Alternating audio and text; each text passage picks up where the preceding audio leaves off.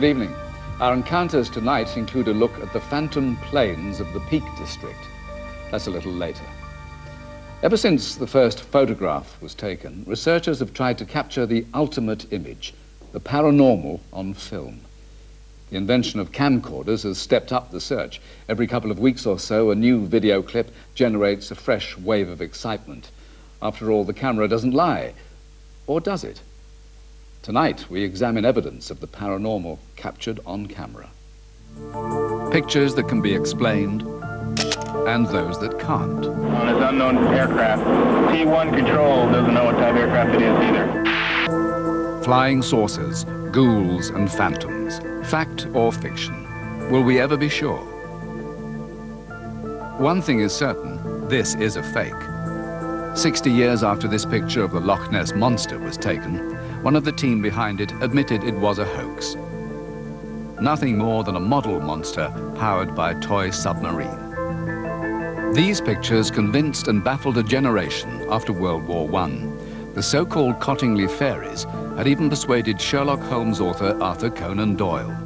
But 65 years later, Elsie Hill, one of the two cousins who took the pictures, finally admitted it was all a fake.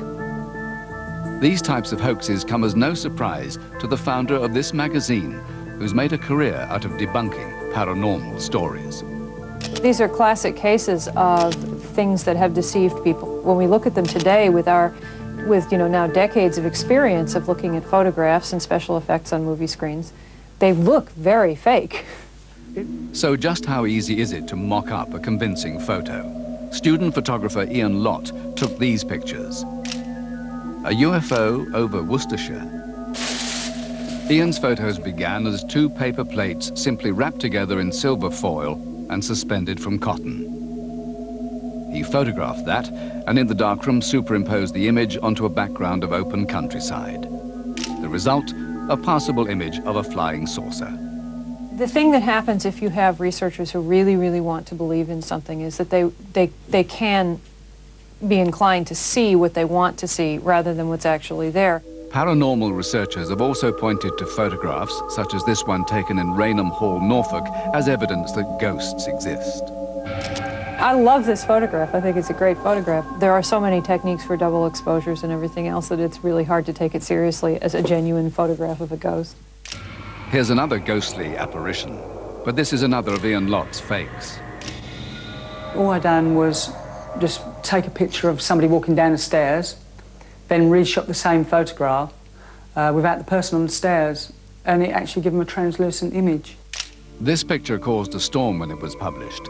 Does it show the ghost of a young girl pictured in the burnt remnants of Wem Town Hall in Shropshire?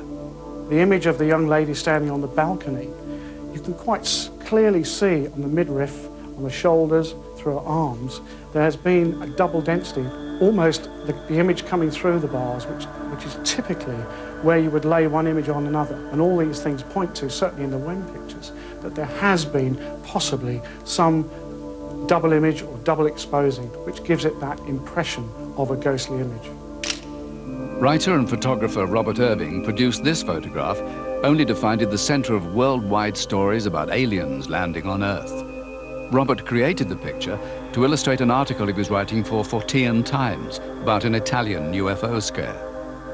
As soon as the article came out, the Italian media jumped on it, basically, and published it, portrayed it as genuine. A photograph of a UFO in a hangar seemed to be exactly what they needed. The whole thing was so easy to do. Robert created his photograph on a computer. Modern programs allow you to manipulate any image. The scope of these things is unlimited. Anything can be done. The only limits are the imagination, really. Basically, I just took a lot of care recreating the struts in front of the flying saucer. It gave it an added extra realism. Trick photography is nothing new, and there are many reasons why people go to such lengths to fake photographs. I figured that we could all do with a photograph of a UFO in a hangar, and I did it for fun. But what about photographs that are genuine but simply misleading? For example, this one, apparently of a UFO. To me, this is a great example of a picture that was not taken in order to deceive anybody, but is extremely deceptive. In fact, the US government released the image to show how easily people can misinterpret what they see in the sky. Actually, it's a B-36 bomber taken from an unusual angle. Moving images present the same difficulties. Is this a UFO, or is there a more mundane explanation? It's quite common that you'll get an effect of a light appearing in the lens, sort of hanging in the sky. This can look like a square or diamond shape or even a pentagon. That's actually caused by stray light coming into the lens and being reflected off the internal surfaces of the lenses, and you get a mirror image inside the lens of the lens iris unit. And in effect, you're seeing something that isn't really there. Objects apparently moving of their own free will, filmed from the space shuttle, caused excitement among UFO researchers. But in fact, they could be explained away as shuttle debris and waste being ejected into orbit. And what about this picture, apparently of a face in Mars, taken by a NASA space probe? Is it a natural formation or something built by a race of Martians? The idea that human beings have a large primate cousin was given extra credence with this film of the creature known as Bigfoot, taken in North America. But what do scientists think? I first saw that clip about 30 years ago, and I thought it was a hoax then, and I think it's a hoax now. It looks very much to me like a man in a monkey suit. The limb proportions and body shape are entirely human. The gait is human with a few exaggerations, a bit of extra arm swinging and so on. The most convincing thing was the way that the coat ripples. The coat is not attached, as it were, to the underlying flesh. And what about this? Is the idea of a flying saucer over Manhattan just too strange to be true? I really think if there were a flying saucer barreling around Manhattan, first of all, the comedian David Letterman would be out getting it on his show. Second of all those tourists on the Empire State Building would be taking lots of pictures of it. It's just hard for me to believe that in a city the size and never sleep character of New York, it would be hidden. But there are some items that still intrigue and baffle once hoaxes, photographic mishaps and anomalies are ruled out. This photograph of a Navy unit taken in 1919, for example. Despite extensive analysis, no one has come up with an explanation for the presence of the apparition in the back row, a former member of the unit who'd been killed 3 days earlier. When I first saw this photograph, I assumed it was a fake. In the back row, the chap fourth from the left, looking over his left shoulder, there's the ghostly face of a naval mechanic, Freddie Jackson, who'd been killed in an accident some 3 days earlier on the base. He'd walked into a propeller. The photographer, as far as I know, wouldn't have been aware of this accident. Make up your own mind about these UFOs filmed in Las Vegas by Englishman Ray Wardle. For some reason, I went up onto the roof of the garage at work and started filming what I thought was probably 2 planes coming into land, until one dived very, very fast towards the ground.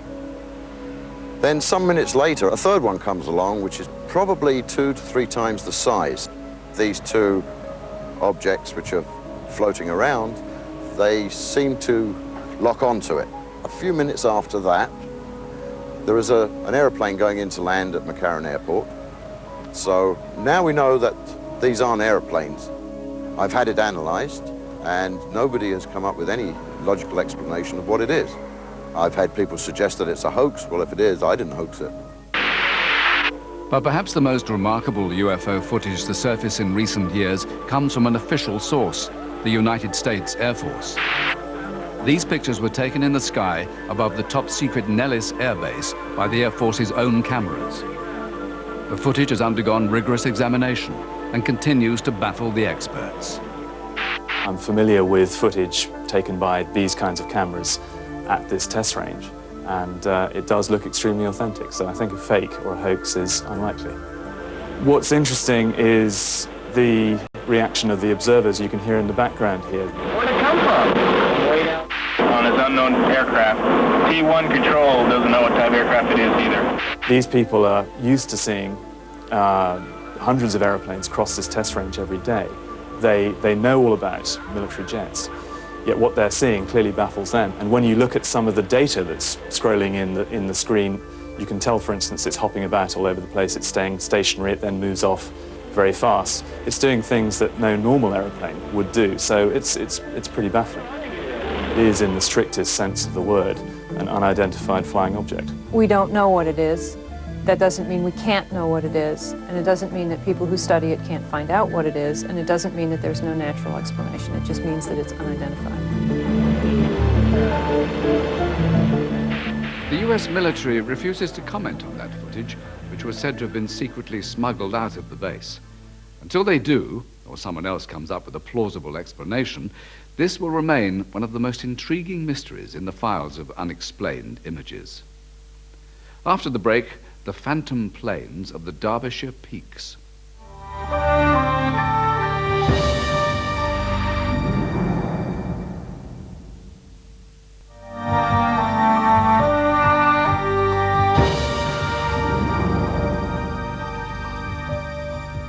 Where would you expect to find a ghost? Somewhere historical, usually. Gothic castles, creepy graveyards, and old country houses are favourite. Comparatively newfangled things like aeroplanes don't often get a mention. But airborne apparitions are what witnesses claim to have encountered in tonight's second story.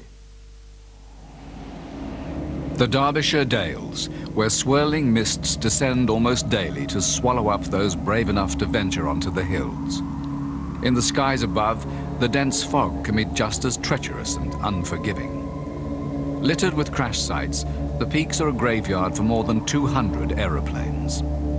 Many of the crews who lost their lives were returning from wartime bombing missions, young men who weren't ready to die. The tragic nature of their deaths may account for the Peak District's long history of mysterious sightings. For Sheffield postman Tony Ingle, the peaks provide an escape from city life. Last summer, he saw something that he couldn't explain. Took the dog up the lane for a walk, got so far up, and then I suddenly saw this plane out of the sky coming down the valley. And it was very, very eerie. The propellers were going around, but there was no sound. And it was dipping all the time, as if it was getting lower and lower. And I thought, crikey, this thing is going to crash.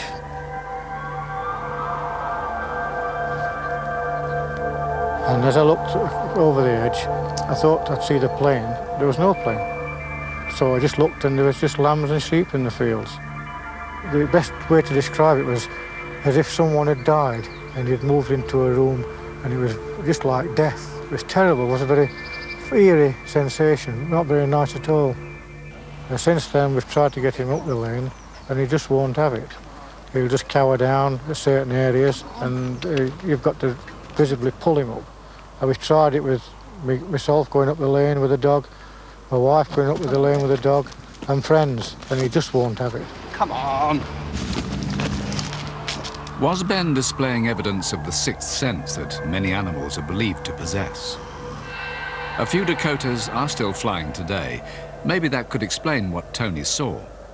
Well, we've got 11 Dakota aircraft, and therefore that makes us certainly the largest Dakota operation, civilian Dakota operation in the world, in fact. And we checked into the flight time details that you gave us, and we found that none of our aircraft were airborne, let alone in the area that you specified on the time in question. The only other British Dakota that could have been flying at the time belonged to the RAF. It was airborne that day, but 150 miles away.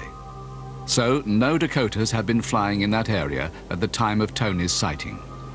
But one had crashed there 50 years earlier.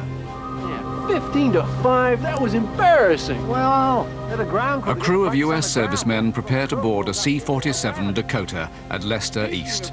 The war in Europe has just finished, and spirits are high. It had something to do with your pitching.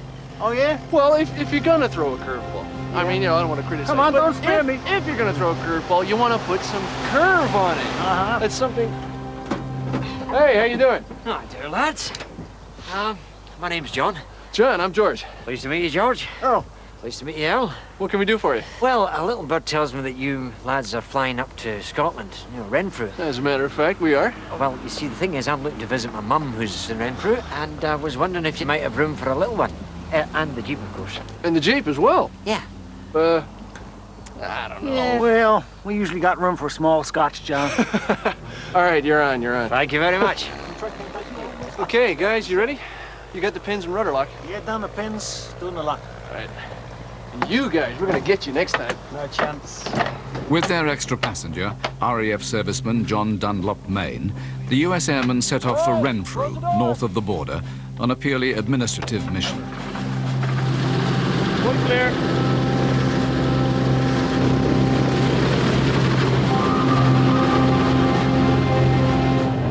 Right, let's break through this cloud. Let's find out where we are. God, we're too low. We're too low. Pull up, we're gonna crash. Hang on. Ready for a crash landing. We're gonna hit! Official papers record the roll call of the dead. 6 American servicemen and 1 British. I was very shocked to hear that the plane had crashed in this area and that people had been killed. The mystery deepened after Tony's story appeared in the local paper. Others wrote with their own sightings of phantom planes in the peaks. The earliest dated back to 1948. I must have been about 7 or 8 when I saw the plane. I remember it because I'd been interested in planes from a very early age. I preferred them to dolls. Mummy? Young Audrey Twigg had been with her mother in the Hope Valley when she saw something. Sandwich, you've hardly eaten anything. I can see one that's just up there. Your eyesight's better than mine. Look. What baffled me mostly was the fact that Mum couldn't see it. Do you want a cheese? I think the strangest thing was how low it was.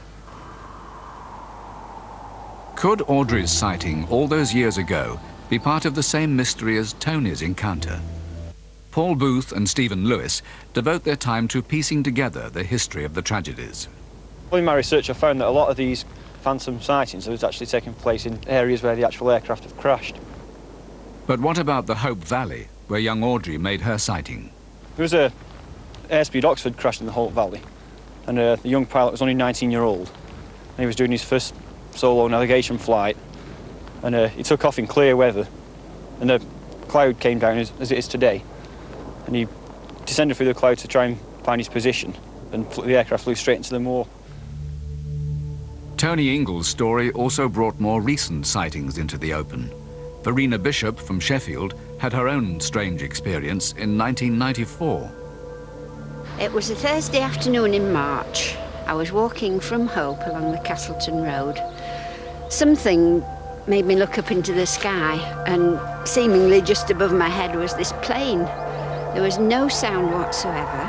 The wing must have been directly over my head because I just saw the fuselage. And I thought it's going to crash. I had to duck. It was so low, I thought it's going to hit me. It just skimmed over the fields, and about the second field disappeared completely. So I thought, perhaps there's a hollow in the field, that it's gone down there. However, I waited for an explosion, but nothing happened.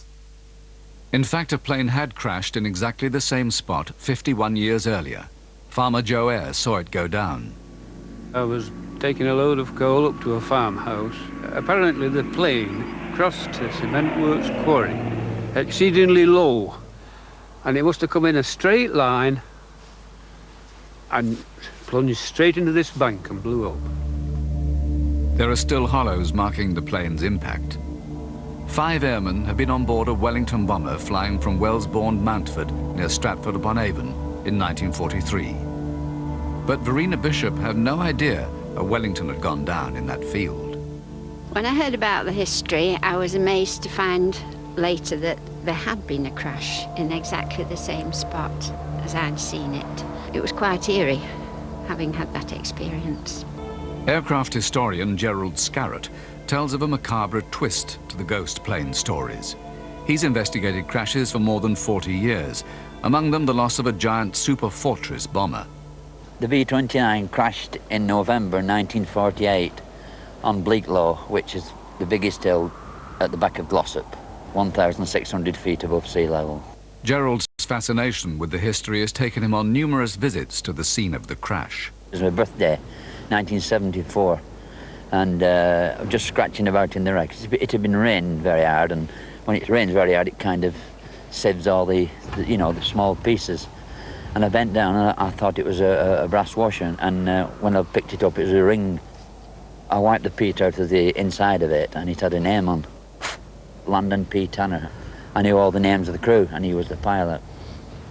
And I sent it back to the States. It was on a routine reconnaissance photo mission from RAF Scampton. Well, with me finding the ring, these chaps from Birmingham who do this kind of thing in Snowdonia got in touch with me.